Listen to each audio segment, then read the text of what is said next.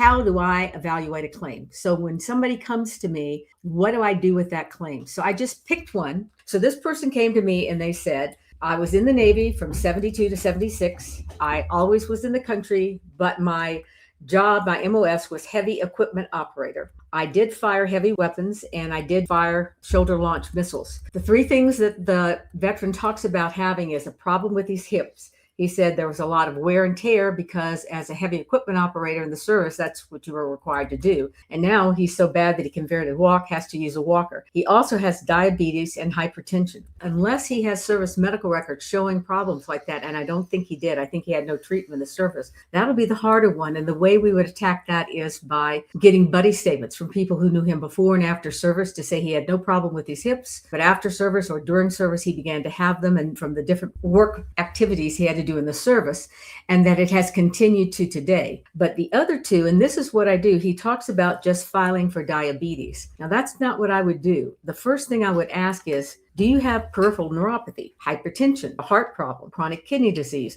diabetic retinopathy, diabetic macular edema, depression because of the diabetes, erectile dysfunction, loss of female arousal, which is the other part of erectile dysfunction, an inability to work, dementia, that goes with diabetes, amputations because of diabetes.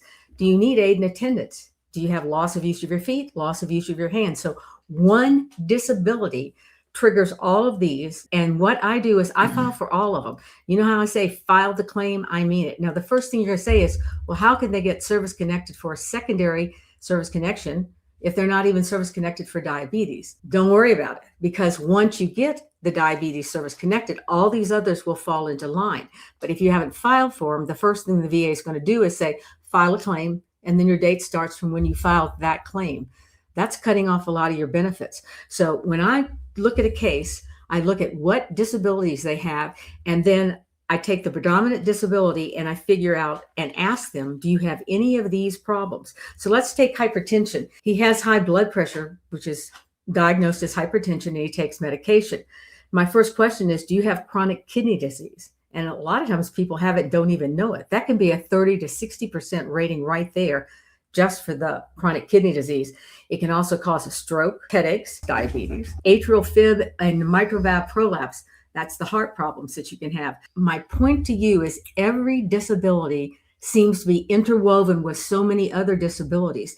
And instead of just filing for diabetes or high blood pressure, you need to sit down and think about every single problem you have and file for all of them, and then pursue them. Don't give up on them. The last thing, the hips. He has a problem with his hips, but I want to know, what else do you have? Do you have any problems with your knees? Do you have problems with your feet? What's going on with the rest of your body? And then if you have a terrible problem with your hips, you've got to have depression. The pain has got to be awful. So if he doesn't have chronic kidney disease, if he doesn't have mitral valve dysfunction, I don't file for it. But what's happening is most of the people who are filing claims have that, but they don't think about it. They don't realize that they are related. There are a lot of lawyers in our firm, and we get a bunch of cases, and some people say, well, you're cherry picking the cases. You're getting the best ones. I'm not cherry picking. I'm looking at the problem that the veteran has, and I'm filing for all of those. So that's what you need to do. If you have any of these problems, you need to sit down and think how they're related. And so how am I going to service connect these? Well, I'm going to go to AI, and I'm going to ask them, he was a heavy equipment operator. And so I'm going to ask them, if you were in the Navy between 1972 and 1976, and you worked as a heavy equipment operator, what toxic exposures were you exposed to? And it goes right down there. So this is the way that you file your claim. I would look out and get articles that connect these things. I would put them in with your claims. Remember, if you have a medical treatise that says, in the service, I was exposed to these things, and a medical treatise says, well, this toxin is likely to cause diabetes, then the person who does your CMP exam has to say, well, that article is wrong. They have to come up with something else. And that's what I was saying earlier. I'm finding by filing a number of these articles, these are studies that people have spent years doing, and they are published with their peers. So if there's a problem, they're going to get criticized for them. Normally not going to publish something that's not correct. And then the CMP examiner can't just say, it's my opinion, that's wrong. They have to come up with something to show why that's wrong. And I'm finding more and more they can't do that. And so they're agreeing to these problems. So that's what I want you to do when you are helping somebody else with their claim. Because they're all different, I want to make sure that you know what to file. Aid in attendance, loss of use, get those filed right away. There's still a fight going on. They're saying that aid in attendance, loss of use of feet, and loss of use of hands are not standalone claims. They should be inferred.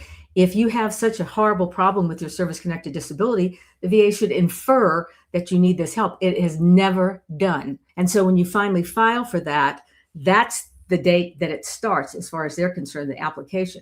So you want to make sure you get as much in the way of benefits as you can. So file for all of these at the time you file these initial claims. Hey, Nate here, Hill Ponton's video guy.